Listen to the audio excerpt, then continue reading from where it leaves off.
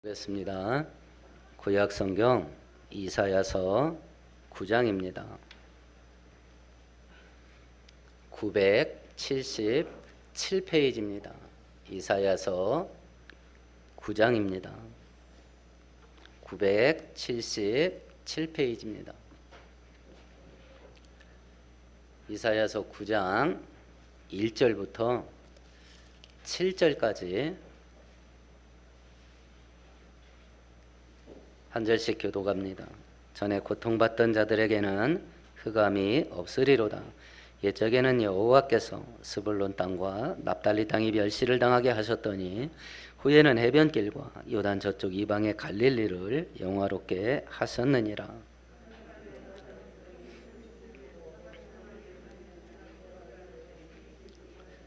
주께서 이 나라를 장성하게 하시며 그 즐거움을 더하게 하셨으므로 주수하는 즐거움과 탈취물을 나눌 때의 즐거움 같이 그들이 주 앞에서 즐거워하오니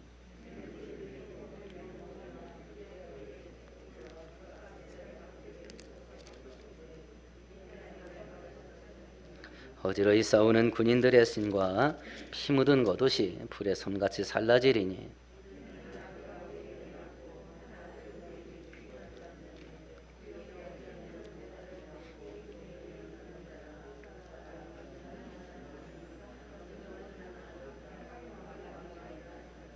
함께합니다. 그 정서와 병강의 더함이 무궁하며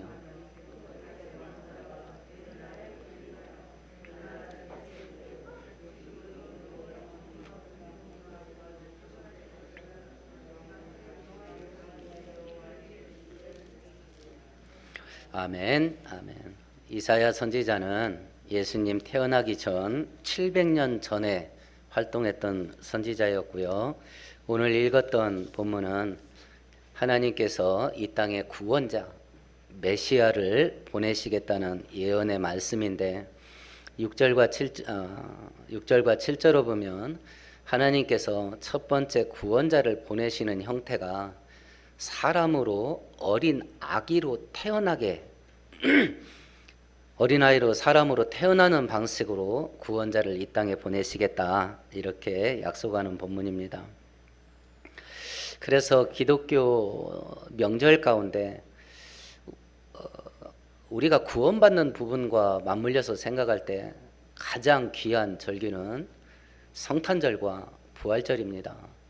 성탄절은 우리의 구원을 위해서 하나님 대신 예수님이 사람으로 이 땅에 오신 날이고, 부활절은 우리의 죄값을 다 치르시는 속죄제사를 드리시고 예수님이 살아나셔서 이제 하늘로 승천하시고 다시 재림할 때까지 온 우주를 통치하는 만왕의 왕으로 다스리게 되는 그날이 이제 부활절이 되는 것인데, 그렇다고 하면 마귀에게는 가장 분노가 치미는 날이 이 두 절기가 될 수밖에 없죠. 기독교 역사 가운데서요, 천주교의 천년 통치 중세 시대가 끝나고 나서 사람들이 그동안 우리가 천년 동안 종교에 목매고 사는 게 헛되다 이렇게 해서 이 세상의 중심이 누구냐, 이게 종교가 아니다, 사람이다, 그런 사고방식이 이제 전 세계를 휩쓸게 돼요. 소위 말하는 인본주의 시대가 된 겁니다. 이제 신이 중심이 아니에요. 사람이 중심이 되는 그 시대 속에 그때부터 지금까지 수백 년 동안 마귀가 가장 거룩하고 가장 감사가 넘쳐야 될 이 성탄절을 얼마나 더럽혀 왔는지 우리가 알아요. 전 세계 가운데 범죄율이 가장 높게 치솟는 날이 오늘이에요. 어제와 오늘이에요. 연말연시 때 범죄율이 가장 높아요.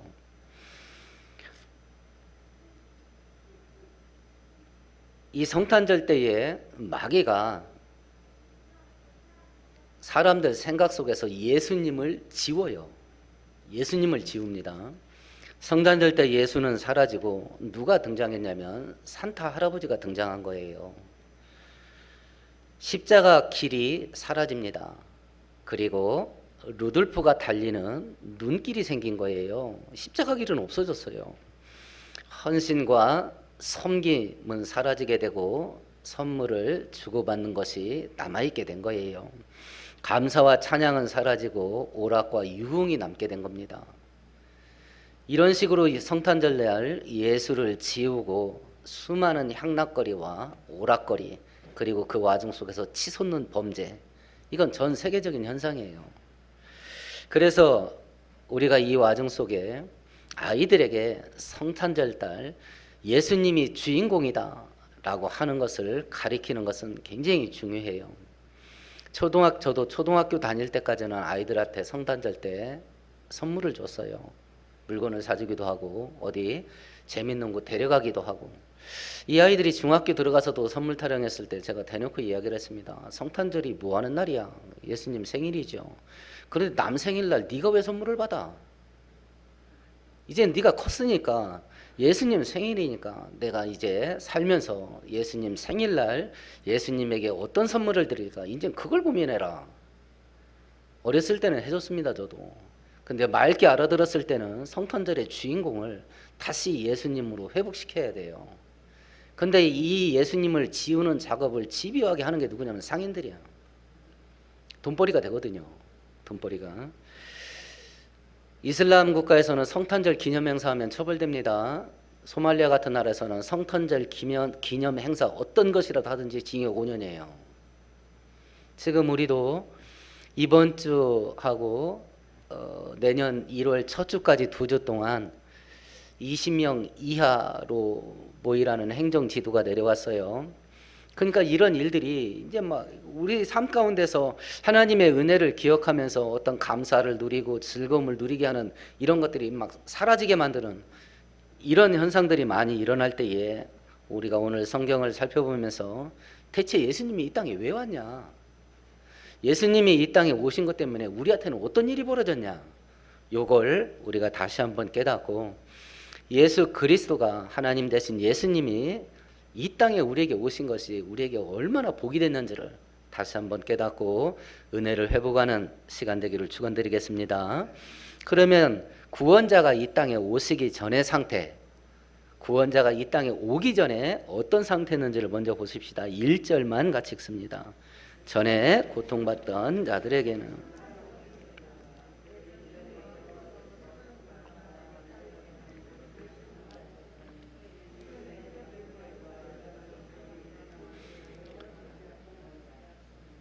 예수 구원자가 이 땅에 오기 전에 1절에 뭐라고 표현했냐면 전에, 구원자가 오기 전에 어떤 일이 벌어졌냐면 이 땅은 흑암에 갇혀서 고통을 받았답니다.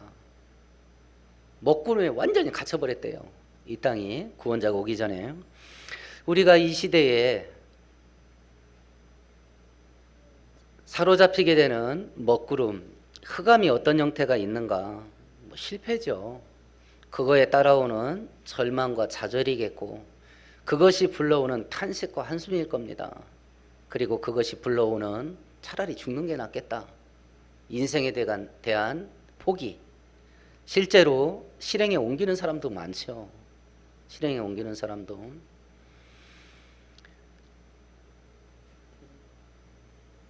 지금 일본 같은 나라에서는요, 미국이 1965년인가요? 그렇게 해서 75년까지 약 10년 동안 월남전 전쟁을 치렀는데 그 10년 동안 전사한 사람이 5만 명이에요. 근데 일본 같은 나라에서 1년 동안 자살자가 5만이에요. 생각해 보세요. 월남전이 얼마나 치열했어요. 그 치열한 전쟁터에서 10년 동안 싸우다가 죽은 군인의 숫자하고 자기 인생을 비관해서 1년 자살하는 사람 숫자하고 같아요. 이 흑암의 먹구름, 여기에 딱 갇히게 되면 빠져나올 길이 없어요. 그래서 거기에서 고통받았답니다. 전에는, 구원자를 만나기 전에는, 구원자가 이 땅에 오기 전에는 흑암에 갇혀서 사람들이 고통을 받았답니다. 여기에 다윗도 갇혔던 것 같아요. 시편 102편에 이런 고백이 있네요. 내 날이 연기같이 소멸하며 내 뼈가 숯같이 탔음이니이다. 내가 음식 먹기도 잊었으므로 내 마음이 풀같이 시들고 말라버렸사오며 나의 탄식 소리로 말미암아 나의 살이 뼈에 붙었나이다. 참 기가 막히네요. 그죠? 자기 뼈가 숯같이 새까맣게 타버렸대요. 그리고 근심하고 절망하고 탄식하고 한숨을 쉬면서 사는 와중 속에 살이 뼈가죽에 붙었답니다. 이것이 구원자 없는 인생을 사는 사람들의 고통이에요. 이것이. 그러면 구원자가 이 땅에 오기 전에 사람들이 흑암의 고통에 갇히게 되는데, 지금 이 모습을 바라보면서 우리는 이미 구원자를 만났고 그 구원자를 믿어서 하나님의 자녀가 되었습니다. 그런데 이 구원자와 사이가 멀어지게 되면 똑같은 걸 떠안아야 돼요. 똑같은 것을. 마태복음에 보면 예수님이 이 땅에 오셔서 제자들을 모집을 해요. 제자들을 만났을 때에 맨 처음 제자를 부른 것이 베드로, 요한, 야고보예요. 그때 제자들이 어떤 상태에 있었냐면 밤새도록 고기 그물질을 했는데 한 마리도 못 잡고 그물을 씻고 있었어요. 그때 예수께서 깊은 데 가서 그물을 내려라. 많이 잡았어요. 예수를 만나기 전 인생 아무것도 없어요. 근데 나중에 예수님이 돌아가시고 나서 제자들이 다 도망가죠. 다 도망간 다음에 또 그물질을 해요. 고기를 잡습니다. 직업이 어부였으니까. 밤새도록 한 마리를 못 잡아요. 그러니까 예수께서, 부활하신 예수께서 제자들에게 야야 오른편에다 그물 던져봐라. 그러니까 다시 153마리 배가 가라앉을 정도로 고기를 잡아요. 예수를 만나기 전 인생 아무것도 없어요. 예수를 만났다가 떠난 인생 아무것도 없어요. 흑암에 갇혀서 고통받는 거 구원자를 만나기 전 사람들이에요. 그런데 구원자를 만났다가 구원자를 떠난 사람도 똑같아요. 그래서 지금 우리의 인생이, 내 인생이 나는 어떤 상태냐, 이걸 한번 돌아봐야 될 필요가 있는 것이죠. 구원자가 오기 전의 인생 두 번째 특징입니다. 그것이 뭐냐면 1절에 보시면, 중간쯤에 보시면 스불론 땅과 납달리 땅이 멸시를 당했다. 멸시를 당하고 살았답니다. 여기서 말하는 스불론 땅, 납달리 땅, 그리고 갈릴리 땅은 이스라엘 땅이요 고구마처럼 길쭉하게 아래 위로 세워져 있어요. 그리고 우리가 성경을 읽어보시면 열왕기상하, 역대상하를 읽어보시면 이스라엘 백성들이 이방 나라한테 공격당하는, 침략을 당하는 내용들이 잘 기록되어 있는데 주로 어디서 올라왔냐면 우리나라처럼 북쪽에서 올라왔어요. 북쪽에서 쳐내려오는 겁니다. 그래서 우리나라 함경도가 중국의 침략의 길목이지요. 이게 이방 나라가 침략하는 길목에 서게 되면 두 가지가 섞여요. 하나는 사상이 섞여요. 이방 나라 사상이 섞인다고. 두 번째는 역사적으로 핏줄이 섞여요. 핏줄이. 여자들이 겁탈을 당하니까 핏줄이 섞입니다. 그래서 우리나라도 함경도, 평안도 지역은 완전히 천민 집단으로 역사 조선시대에 그들을 이렇게 천대를 했고, 그 바람에 이제 그쪽에서 반란이 많이 일어나게 되는 것인데, 이스라엘도 똑같습니다. 여기서 말한 지역들이 북방민족이 쳐들어오는 길목의 맨 북쪽에 위치를 해요. 그러다 보니까 정통 유대인들이 이쪽 사람들은 아주 상종을 안 하는 거예요. 더럽다고. 그래서 빌립이 예수님을 만나고 나다넬에 가서 우리가 모세가 기록했고 선지자가 말한 그 사람, 구원자예요. 내가 만났다. 근데 그 사람은 나사렛 예수다. 나사렛은 갈릴리 지역에 있는 작은 도시예요. 갈릴리 지역이에요. 충청남도 대전, 갈릴리, 나사렛, 이런 식이에요. 그 말을 듣자마자 나다넬이 제일 먼저 했던 말이 뭐예요? 나사렛에서 무슨 선한 게 나오냐. 인식이 팍 박혀 있어요. 그쪽은 더러운 동네. 그런 인식이 박혀 있으면 얼마나 멸시를 받았겠어요. 얼마나 개취급 당했겠냐고요. 그 이야기예요. 구원자를 만나기 전 사람들은 멸시를 당합니다. 수치를 당하고 사는 거예요.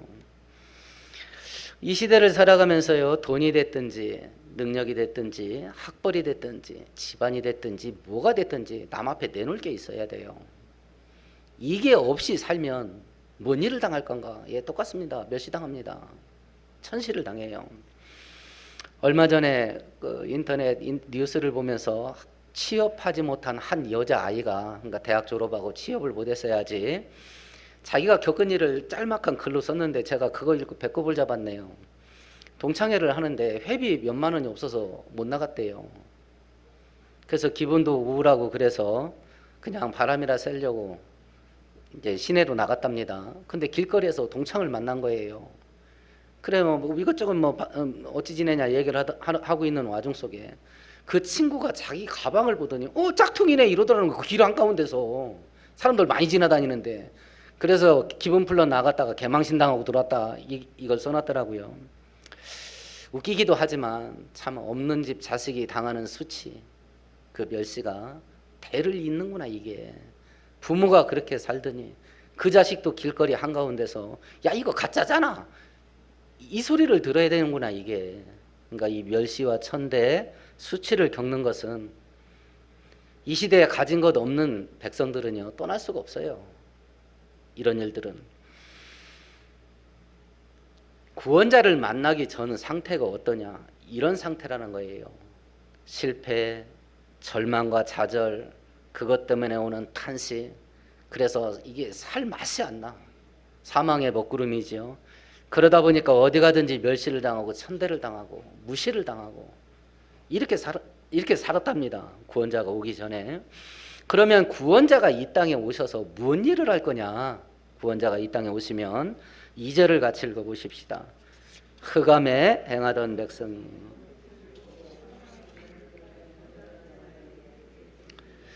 구원자가 이 땅에 오면 흑암 속에 있는 사람들한테 큰 빛을 비춰준대요. 우리가 지금 주일 예배 때에 성막을 살펴봅니다. 성막 도구들이 예수님을 상징한다 그랬어요. 그 중에 하나가 등대, 금촛대. 금촛대는 세상의 빛 대신 예수님을 상징하는 거라 말씀했죠. 오늘 그 얘기를 또 합니다. 구원자가 이 땅에 와서 큰 빛을 비친답니다. 흑암 속에 있는 사람들한테. 절망과 좌절을 빠진 사람은 소망을 못 봐서 그래요. 그 사람한테 구원자가 큰 소망의 빛을 비춘답니다. 그럼 살맛이 나죠. 사망의 음침한 골짜기에 빠졌습니다. 아무리 봐도 살 길이 없어. 야 이러다 죽는 거 아니냐. 그 사람들한테 구원자가 와서 생명의 큰 빛을 비친답니다. 그럼 살 길이 열리는 거예요. 살 길이.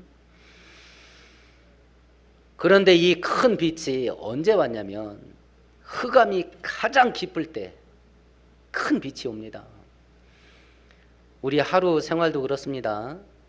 저녁에 해 떨어지면 어둠이 시작됩니다. 새벽에 해 뜨면 낮이 시작됩니다. 그러면 해 떨어질 때하고 해 뜨기 직전까지 그 시간 동안 어두움의 농도가 가장 깊을 때가 언제냐? 한밤중일 것 같죠?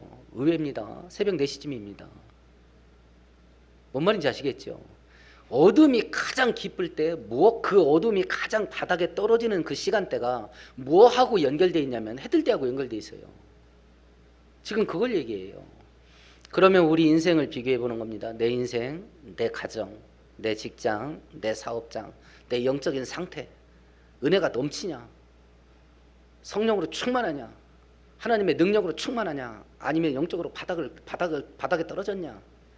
뭐가 됐든지 가장 깊은 어둠 속에 있다고 하면 우리는 그것 때문에 살 소망을 잃어버려요. 근데 성경은 뭐라고 말하냐면 그때 빛 대신 구원자를 만날 수 있는 기회다. 이걸 얘기하는 겁니다. 이걸. 그래서 구원자가 이 땅에 오시면 제일 먼저 하는 일이 뭐냐면 바로 이 흑암에 빠져있는 사람한테 큰 빛을 비친답니다. 그래서 절망에 빠져있는 사람은 소망을 보는 것이고요. 사망의 먹구름에 빠진 사람은 생명의 길을 보는 겁니다. 이런 은혜가 이미 우리에게 왔다는 걸 믿고 확신할 수 있게 되기를 축원드리겠습니다. 두 번째 구원자가 오시면 하시는 일입니다. 3절을 같이 읽어봅시다. 주께서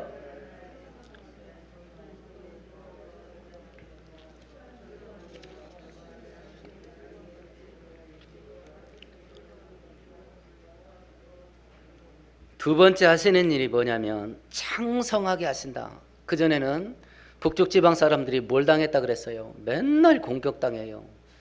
맨날 빼앗깁니다. 아무것도 없어요. 맨날 대적들한테 수치당하고 조롱을 당합니다. 시편에 보면 이런 자리가 있습니다. 바벨론 사람들이 이스라엘 사람들을 포로로 잡아가 놓고 일을 시키면서 뭐라고 말하냐? 야야 니네 고향 노래 한번 불러봐. 지들은 술 마시면서. 니네 나라 노래 불러봐. 유대인들이 부르는 노래는 다 찬양이에요. 여호와 종교를 가지고 있던 사람들이기 때문에 유대인들이 부르는 노래는 전부 찬양입니다. 근데 대적들한테 포로로 잡혀가가지고 대적들이 술판을 거나하게 버려놓고서 술 마시면서 니네 노래 한번 불러봐. 그 소리를 들었을 때에 이스라엘 백성들이 속으로 뭐라고 말하냐면 수금을, 악기죠, 악기. 수금을 버드나무에 걸어놓고 우리가 그 노래를 부르면 하나님께 저주를 받는 게 마땅하다. 얼마 비통하지요. 하나님을 찬양하는 노래를 원수를 기쁘게 하는 일에 우리가 그 노래를 부른다면 우리가 저주를 받는 게 마땅하다. 그 정도로 모멸감을 느끼는 거예요. 원수들 앞에서. 그렇게 살았거든요. 그렇게. 그런데 구원자가 이 땅에 와서 뭐라고 말하냐면 창성하겠답니다. 머릿속으로 한번 떠올려 보셔요. 내가 떼돈 벌려면 어떤 일이 벌어져야 되는가?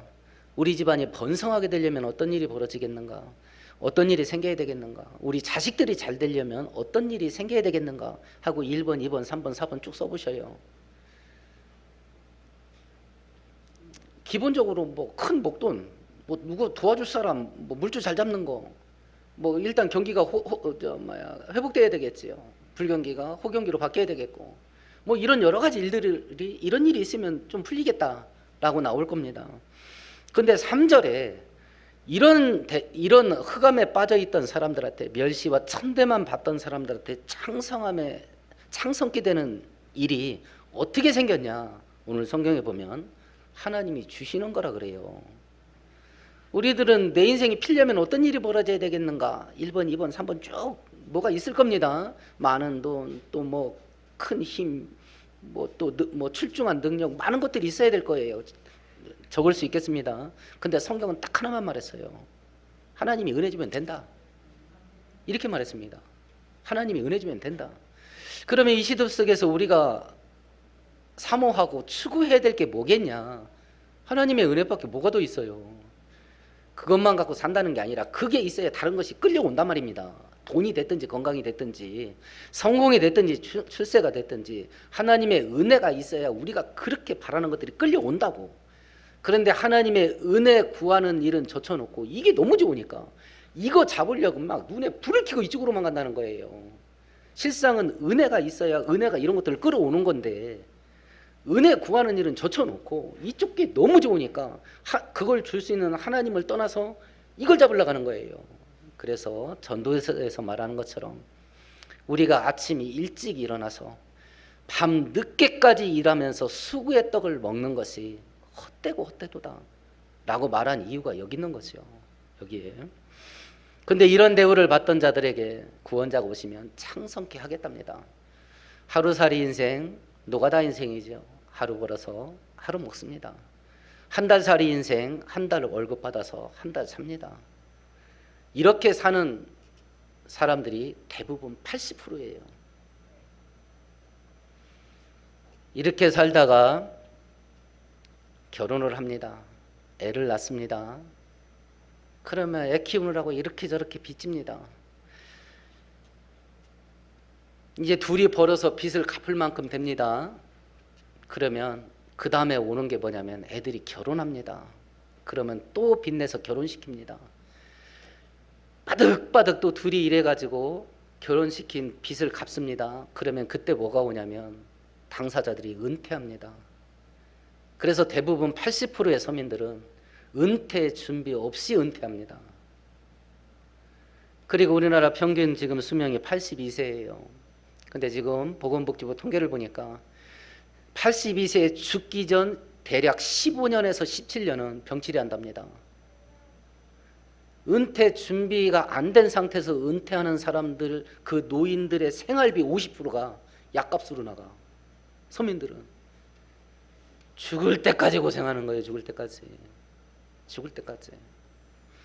그런데 이 악순환을 끊어줄 수 있는 건 하나님의 은혜예요. 이 악순환을 끊어줄 수 있는 건 하나님의 은혜입니다. 구원자가 그 일을 해주시기 위해서 왔대요. 구원자가. 세 번째 해주시는 일입니다. 그것이 뭐냐? 3절을 다시 한번 읽어봅시다. 주께서 이 나라를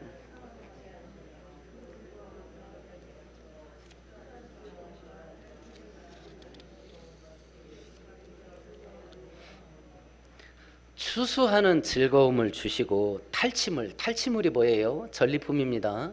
전리품이 생기려면 어떤 일이 있어야 돼요? 상대편과 전쟁을 하고 저쪽을 이겨서 저쪽 나라가 갖고 있는 것을 내가 빼앗아 오는 거. 이게 전리품이에요.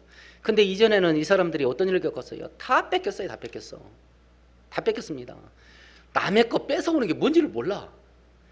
그리고 심지어는 내가 농사 졌으면 그게 수확이 풍년이 됐든지 흉년이 됐든지 내가 먹어야 될 거 아니야. 내가 농사진 것도 한 번도 내가 먹어본 적이 없어요. 다 뺏겨서. 남의 거 뺏어오는 건 둘째치고 내가 농사진 것도 내가 못 먹어봤어요. 다 뺏겨서. 그런데 이제는 네 수고한 거 네가 먹어. 그리고 네 대적들과 싸워서 승리해서 이제는 뺏기고만 살았지. 이제 남의 거 뺏었다가 살아라. 구원자가 승리의 은혜까지 주겠다는 거예요. 승리의 은혜까지. 내가 어리석어서 망하는 것만은 아닙니다. 흑자부도가 있어요. 내 회사는 잘 돼. 그래서 저쪽 회사에서 대량 주문을 했는데 왕창 납품을 했어요. 저쪽이 망해버린 거야. 내가 잘못한 거 아니에요. 나는 내 회사는 잘 돼요. 근데 저쪽이 망한 바람에 나도 같이 망해. 나는 열심히 일했습니다. 회사가 부도나요. 몇 달이고 뭐 심지어는 막 1년, 2년씩 월급을 못 받아요. 수고를 해서 돈을 벌었습니다. 딱 돈이 손안에 들어왔어요. 공과금 막 나갑니다. 이자 막 나갑니다. 그리고 그동안 밀렸던 것도 막 합니다. 이게 두른 날하고 해체되는 날하고 똑같아. 돈 두른 날하고 여기저기 찢어 발겨서 돈이 사라진 날이 똑같아.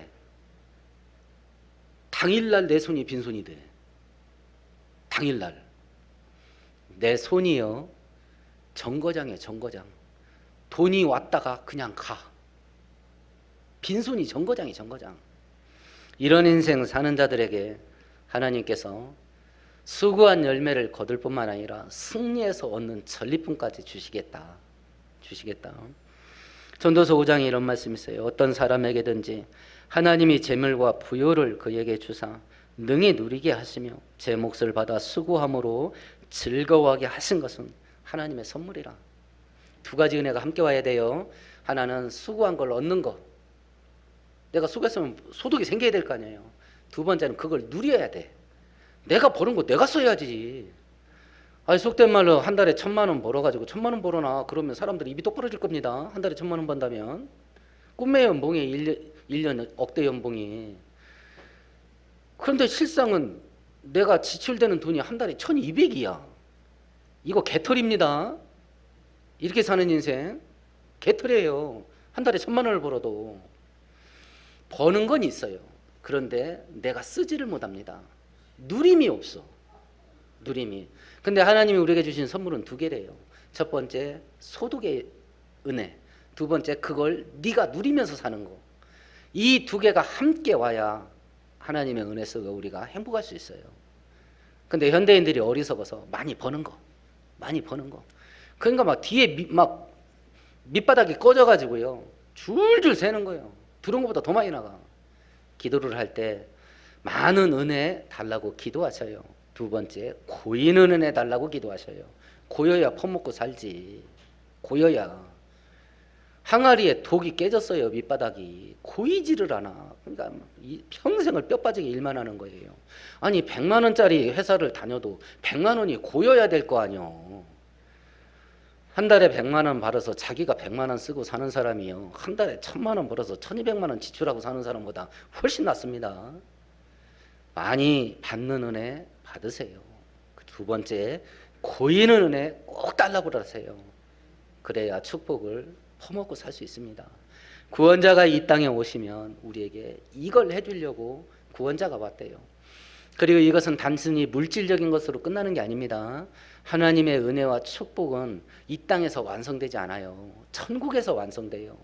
그래서 구원자가 이 땅에서 오셔서 우리에게 주시는 이런 물질적인 은혜도 있지만 궁극적인 은혜는 바로 그 천국에 들어가는 자격을 준 거예요. 그 자격은 죄가 없어야 됩니다. 그래서 죄 용서함의 은혜가 구원자가 이 땅에서 우리에게 오시면 주시는 최고의 축복이 되는 것이 그 이유입니다. 그러면 하나님께서 구원자를 이 땅에 보내주셔서 이런 좋은 일들을 어떤 마음으로 해줄 거냐. 7절만 같이 읽어봅니다.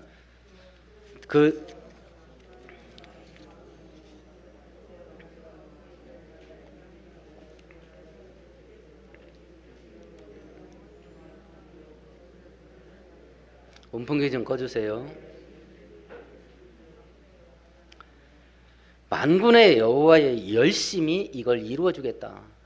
이걸 현대말로 번역한 대로 바꿔볼게요. 이 모든 일은 만군의 여호와께서 정렬을 쏟아 부어주시어 이루실 것입니다. 이해가 좀 쉽죠?